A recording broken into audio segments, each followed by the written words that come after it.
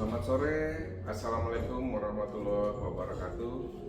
Salam damai sejahtera untuk kita semua. Salam hormat untuk Ibu dosen Dr. Diana Ria Winanti, Nabi Jepulu, SH, MH, MKN, MSc. Dalam hal ini sebagai dosen saya pada mata kuliah Hukum Perbankan dan Jaminan.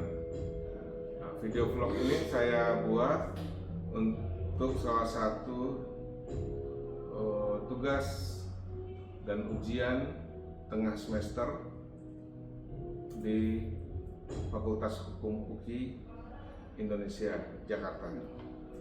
Baik, untuk awalnya saya akan menjelaskan tentang sejarah fintech di Indonesia dan sejak kapan fintech ada. Jadi fintech ini adalah singkatan dari financial technology. Dan industri fintech ini memiliki sejarah yang cukup panjang, meskipun perkembangan pesatnya baru terjadi dalam beberapa dekade terakhir ini. Untuk itu saya akan coba uraikan gambaran umum tentang sejarah fintech ini. Yang pertama itu di tahun 1950-an sampai tahun 2000-an. Jadi pada era ini komputer dan teknologi informasi mulai digunakan dalam industri keuangan untuk meningkatkan efisiensi proses bisnis penyelenggaraannya. Digunakan atau penggunaan komputer untuk pemrosesan data dan manajemen risiko menjadi lebih umum. Nah, ini range-nya waktunya dari tahun 1950-an sampai 2000. Yang kedua, akhir tahun 1990-an sampai awal tahun 2000-an. Internet mulai menjadi populer di kalangan masyarakat umum. Perusahaan-perusahaan seperti PayPal yang didirikan pada tahun 1998 mulai menawarkan layanan pembayaran online. Membuka jalan bagi perkembangan financial teknologi di masa depan. Yang ketiga, di tahun 2000-an, pada dekade ini kemajuan teknologi terus berlanjut.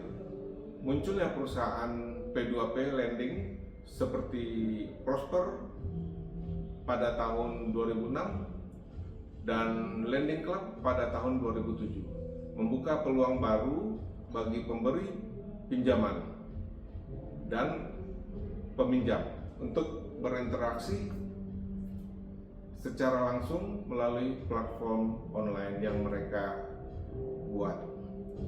Yang keempat itu tahun 2008, krisis keuangan global mempengaruhi industri keuangan secara signifikan.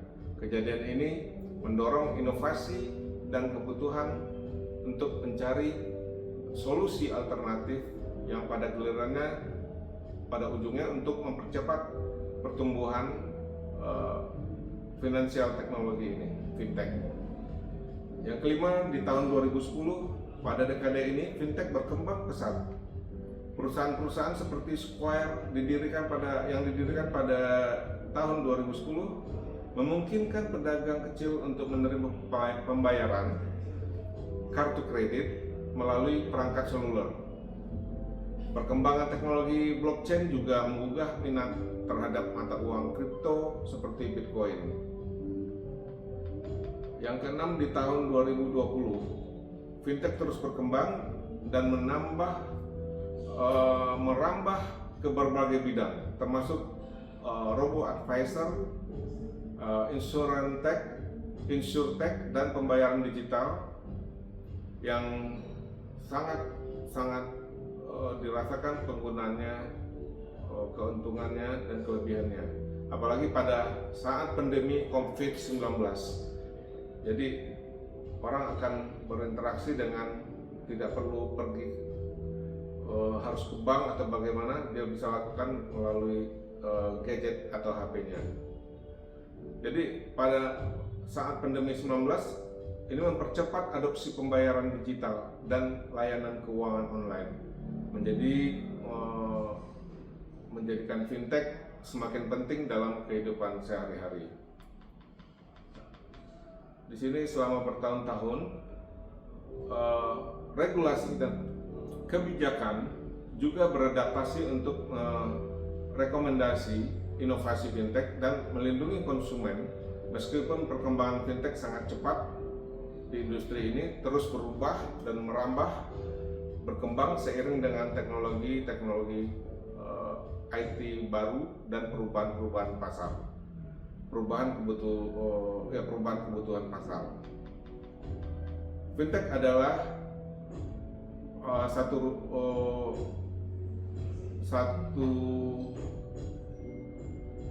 rujukan untuk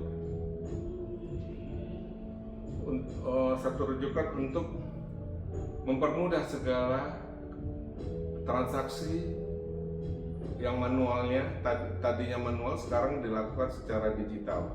Jadi merujuk pada industri yang menggunakan teknologi untuk menyediakan layanan keuangan secara lebih efisien dan inovatif.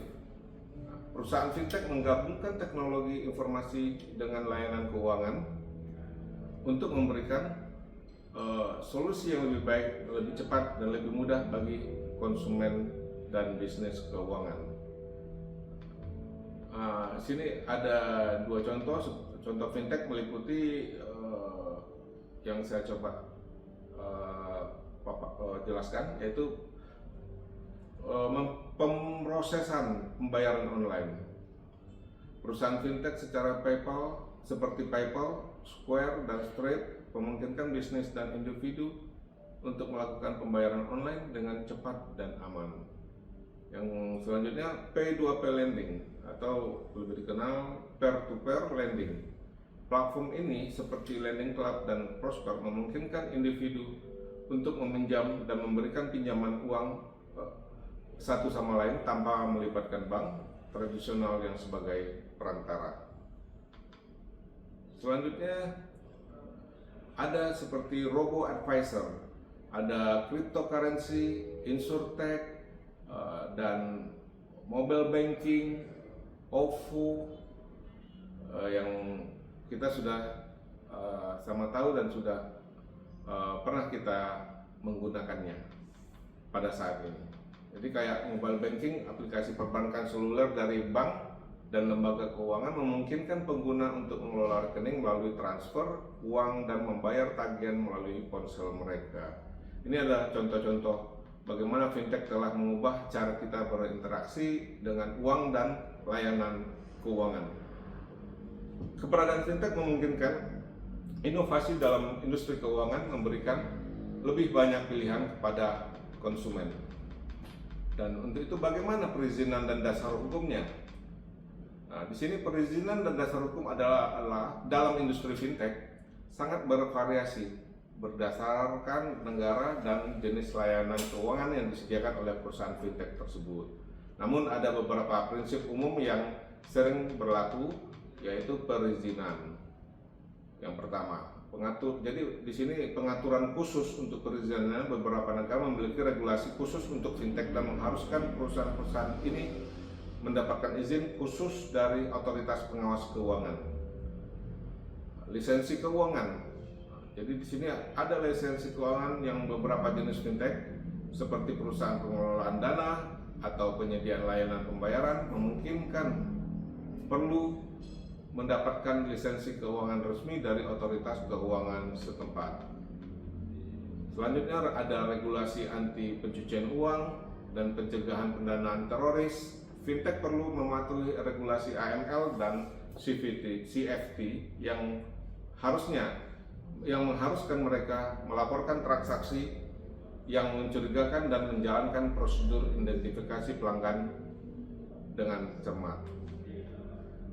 Untuk perlindungan konsumen, fintech menangani dana konsumen harus mematuhi regulasi perlindungan konsumen yang termasuk aturan terkait dengan privasi data dan pengembalian dana. Yang kedua, dasar hukumnya. Dasar hukum fintech ini ada hukum kontrak. Fintech harus mematuhi hukum kontrak saat menyusun syarat dan ketentuan layanan mereka pada konsumen dan mitra bisnis. Jadi mereka harus melayani mereka kepada konsumen dan mitra bisnisnya. Yang selanjutnya itu perlindungan data. Perlindungan data sangat penting dalam fintech. Fintech harus mematuhi undang-undang perlindungan data yang berlaku dan memastikan bahwa data pelanggan mereka disimpan dan diolah dengan aman. Kedua, selanjutnya regulasi pasar modal.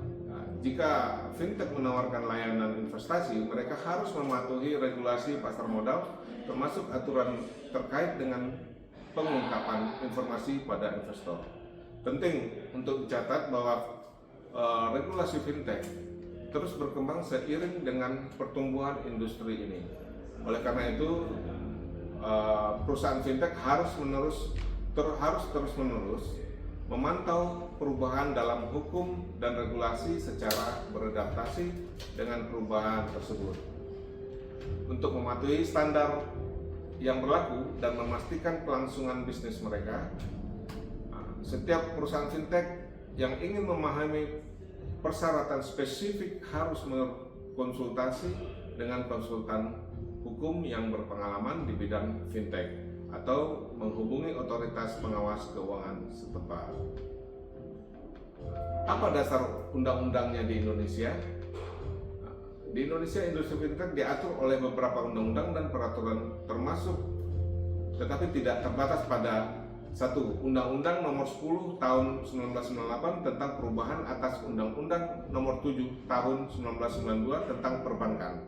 Undang-undang ini mengatur kegiatan perbankan, termasuk prinsip-prinsip yang berlaku untuk lembaga keuangan.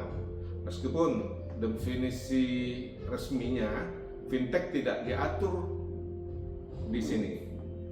Yang kedua, Undang-Undang Nomor 8 Tahun 1999 tentang perlindungan konsumen. Undang-undang ini mengatur hak dan kewajiban konsumen, termasuk di dalamnya konsumen yang menggunakan layanan fintech. Yang selanjutnya, yang ketiga, Peraturan Bank Indonesia Nomor 18/40/PBI/2016 tentang penyelenggaraan layanan pinjam meminjam